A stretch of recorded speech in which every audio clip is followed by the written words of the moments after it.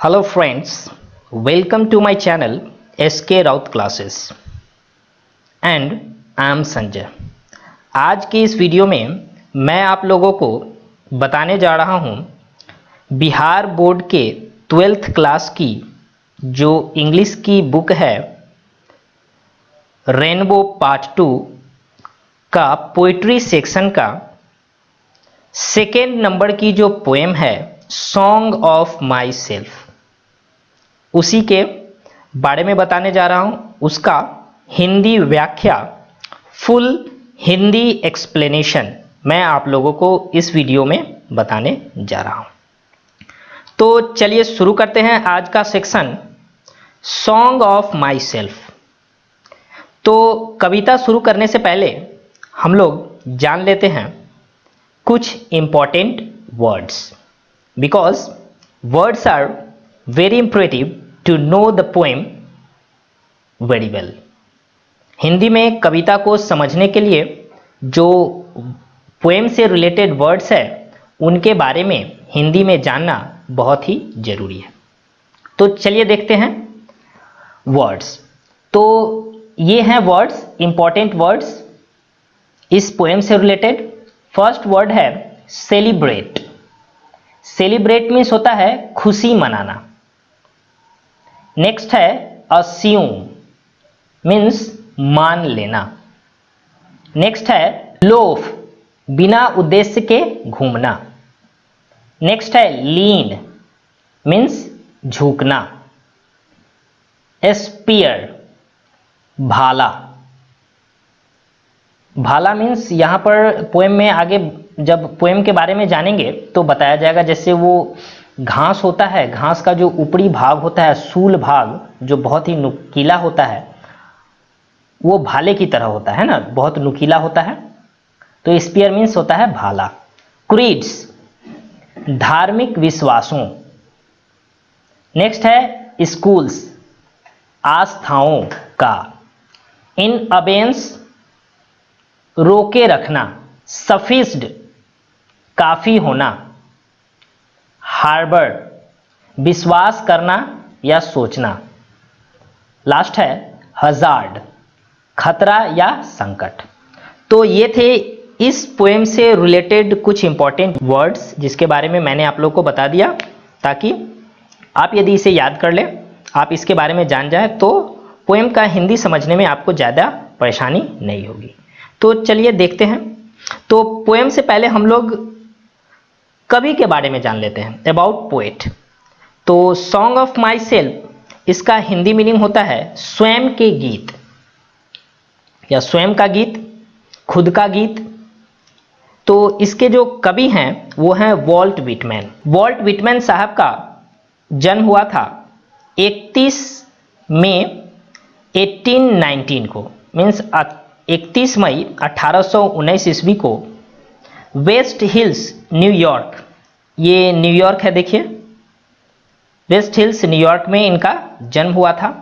और इनकी मृत्यु मार्च 26 1892 ईस्वी को कैम्डेन न्यू जर्सी में 72 वर्ष की अवस्था में हो गई थी। न्यू जर्सी भी यूएस में ही है।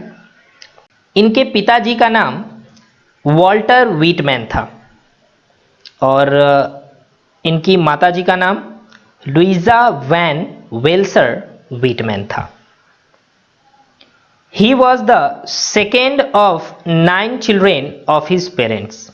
ये अपने माता पिता के 9 संतानों में से दूसरी संतान थे, मतलब इनके माता पिता के 9 संतान थे, उसमें से ये दूसरे नंबर के संतान थे, right. Walt Whitman worked as teacher, editor, volunteer during civil war. Walt Whitman जो हैं वो टीचर का काम कर चुके हैं, एडिटर का काम कर चुके हैं, शिक्षक भी रहे हैं, संपादक भी रहे हैं। और जब अमेरिका में गृह युद्ध हुआ था तो उस समय ये स्वेच्छापूर्वक उसमें भाग लिए थे, मतलब गृह युद्ध में इन्होंने भाग लिया था। स्वेच्छापूर्वक मीन्स अपने मन से, है ना, दबाव पे नहीं, अपने मन से इन्होंने, अमेरिका में गृह युद्ध हुआ था उसमें इन्होंने भाग लिया था, राइट। तो ये था पोएट के बारे में।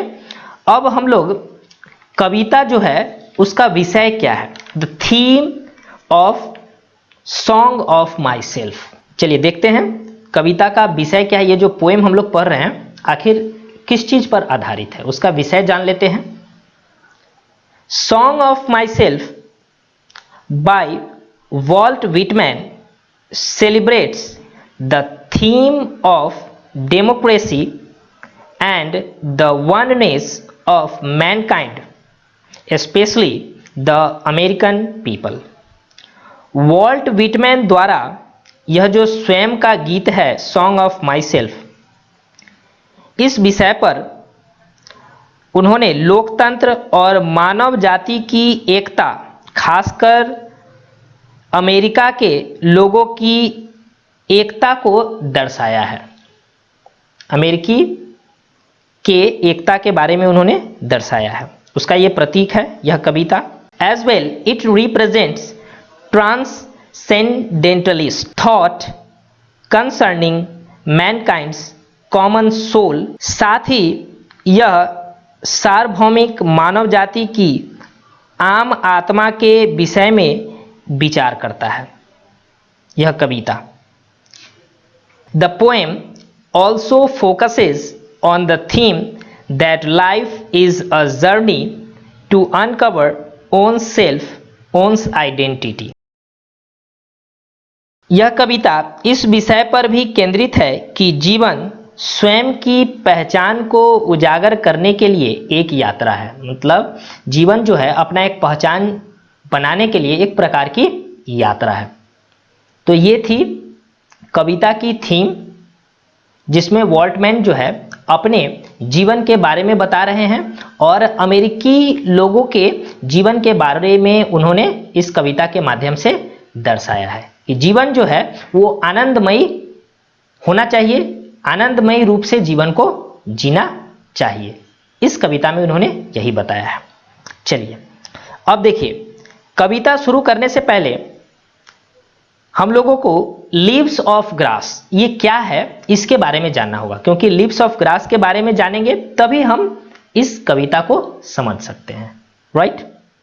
तो देखिए, leaves of grass is a poetry collection of Walt Whitman. Leaves of grass जो है वो वॉल्ट विटमैन के कविताओं का एक संग्रह है, एक पुस्तक है। देखिए यही है लीव्स ऑफ ग्रास, ये पुस्तक है। इसमें उन्होंने बहुत सारे कविताएं लिखी है। कविताओं का संग्रह जो है, कविताओं की एक पुस्तक, उसका नाम है लीव्स ऑफ ग्रास।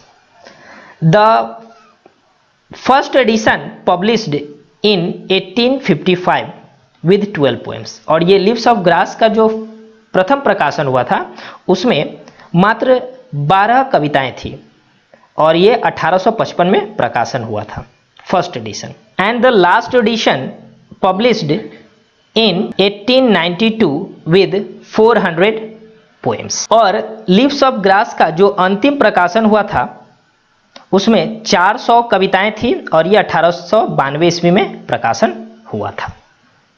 चलिए, तो वही लीव्स ऑफ ग्रास का ही एक सेक्शन हम लोग पढ़ेंगे, सॉन्ग ऑफ माई सेल्फ। ये सॉन्ग ऑफ माई सेल्फ जो है ये 52 सेक्शंस है, इसके हम लोग फर्स्ट सेक्शन ही पढ़ रहे हैं। तो चलिए शुरू करते हैं। सॉन्ग ऑफ माई सेल्फ, स्वयं के गीत। तो कवि कहते हैं, I celebrate my self and Singh my self. मैं स्वयं में उत्सव मनाता हूं और स्वयं ही गाता हूं। मतलब इनका कहने का मतलब हुआ ये स्वयं में ही खुशी मनाते हैं और स्वयं में ही गीत गाते हैं। And what I assume you shall assume. और जैसा मैं मानता हूं वैसा तुम भी मानते होंगे। मतलब ये कह रहे हैं अपने अमेरिका वासी से, जैसा मैं सोचता हूं वैसा तुम भी सोचते होगे। इनका कहना है कि मैं जिस प्रकार से सोच रहा हूं कि मैं स्वयं में गाता हूं, स्वयं में उत्सव मनाता हूं, तुम भी वैसे ही सोचते होगे।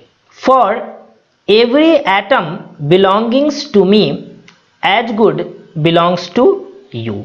मेरा शरीर जिन अणु परमाणुओं से मिलकर बना है ठीक उसी प्रकार से तुम्हारा शरीर भी उन्हीं प्रकार के अणु परमाणुओं से मिलकर बना है। मीन्स जिस प्रकार से मेरे शरीर का ढांचा तैयार हुआ है, मेरा शरीर बना है अणु परमाणुओं से मिलकर, तुम्हारा भी शरीर उन्हीं अणु परमाणुओं से मिलकर बना है। तो कवि यह कहना चाहते हैं कि मेरे शरीर का जिस प्रकार से निर्माण हुआ है, मेरे शरीर का जिस प्रकार से बनावट है, उसी प्रकार का बनावट तुम लोगों में भी होगा। तुम लोगों का कहने का मतलब हुआ अमेरिका वासी, राइट। चलिए नेक्स्ट है, I loaf and invite my soul. कवि कहते हैं मैं इधर उधर भटकता हूं, इधर उधर घूमता हूं, भटकता हूं और अपने आत्मा को आमंत्रित करता हूं। मीन्स इधर उधर वो घूमते हैं और अपने आत्मा को आमंत्रित करते हैं। I lean and loaf at my ease observing a spear of summer grass. फिर कवि कहते हैं मैं आराम करता हूं, रुकता हूं, इधर उधर भटकता हूं और गर्मी के घास, मीन्स जब वो चलते हैं तो गर्मी में जो घास निकले हुए रहते हैं धरती पे, उसके सूल वाले भाग को वो अनुभव करते हैं। सूल वाला भाग मीन्स घास का जो नुकीला भाग होता है, उस भाग को, उस पार्ट को जब उनके पैर में लगती है तो उसको अनुभव करते हैं। मीन्स उनको एहसास होता है। आराम करते हैं, घूमते हैं, है ना। और जब गर्मी में ये चलते हैं तो घास का जो नुकीला भाग है उसको ये एहसास करते हैं, अनुभव करते हैं। My tongue every atom of my blood formed from this soil this air. फिर कभी कहते हैं मेरी जो ये जीभ है, और जीभ ही नहीं मेरे शरीर के खून का एक एक कतरा इसी मिट्टी और हवा से बना हुआ है। मीन्स अमेरिका के ही मिट्टी और हवा से मेरे शरीर का एक एक खून का कतरा बना, मतलब मेरे शरीर का जो एक एक अंग है यहीं की मिट्टी और यहीं की हवा से मिलकर बना हुआ है। जीभ ही नहीं, मेरे शरीर का एक एक अंग, एक एक कण, राइट। मीन्स ये बता देना चाहते हैं अमेरिका जो एक देश है, प्रजातांत्रिक देश है, उसके लोगों का क्या सोच है, किस प्रकार से सोच होना चाहिए, उसके बारे में ये लोगों को अपने कविता के माध्यम से बता रहे हैं कि मैं कैसा हूं और मैं जैसा हूं तुम भी वैसे ही होगे, राइट। चलिए नेक्स्ट है, I now 37 years old in perfect health begin. अभी मेरी उम्र 37 साल की है और मेरा स्वास्थ्य अभी भी पूर्णतः ठीक है। मीन्स मैं शारीरिक रूप से पूरी तरह से स्वस्थ हूँ। 37 साल का हो गया हूँ लेकिन मैं शारीरिक रूप से पूर्णतः स्वस्थ हूँ। Hoping to cease not till death. और उनका ये कहना है कि मेरी जो यह स्वास्थ्य की जो अवस्था है, मतलब मैं जो स्वस्थ हूँ, ये स्वास्थ्य जो है मेरा, जब तक मैं मरूं नहीं, मतलब मेरे वृद्ध अवस्था तक मैं इसी प्रकार से स्वस्थ रहूं। मैं 37 साल का हो गया हूं लेकिन मैं अभी भी क्या हूं, स्वस्थ हूं। और ये जो मेरे स्वस्थ होने की जो प्रक्रिया है, मैं जो स्वस्थ हूं, जब तक मैं मर न जाऊं तब तक, वृद्ध अवस्था तक मेरा स्वास्थ्य जो है इसी प्रकार से बना रहे। फिर कभी कहते हैं, creeds and schools in abeyance, retiring back a while sufficed at what they are but never forgotten। मैं धार्मिक विचारों, धाराओं को भुला देना चाहता हूँ। मीन्स जो धार्मिक सोच है, धर्म में जो आस्थाएं हैं, धर्म में जो विश्वास होता है, इस सबको, मतलब धर्म जो चीज़ है, धर्म से रिलेटेड जो भी बात हैं, उनको मैं भुला देना चाहता हूँ, अपने जहन में नहीं लाना चाहता हूँ। इसको भुलाकर स्वयं में ही जश्न मनाना चाहता हूँ, मतलब ये सब भूल जाना चाहता हूँ। धार्मिक जो है, जितने भी धार्मिक रीति रिवाज वगैरह, उन सबको भूलकर मैं स्वयं में ही उत्सव मनाना चाहता हूँ, स्वयं में ही गीत गाना चाहता हूँ। Retiring back a while sufficed at what they are but never forgotten. लेकिन ये धार्मिक विचार, धाराएं बहुत ज़्यादा है, मतलब ये धर्म से रिलेटेड बातें जो है वो बहुत ज़्यादा है, बहुत अधिक है।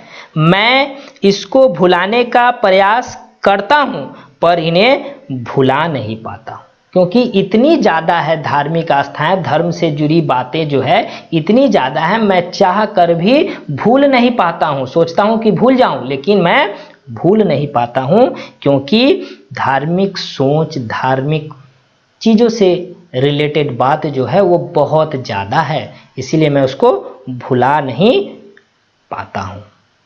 आई हार्बर फॉर गुड और बैड, मैं अच्छा और बुरा दोनों में विश्वास करता हूँ, अच्छा में भी विश्वास करता हूँ और बुरा में भी विश्वास करता हूँ। I permit to speak at every hazard, और मैं प्रत्येक खतरे में बोलने का साहस रखता हूँ, चाहे जितना भी खतरा आ जाए वहां पर मैं बोलने का साहस रखता हूँ, हिम्मत रखता हूँ, क्योंकि मैं अभी भी क्या हूँ, स्वस्थ हूँ।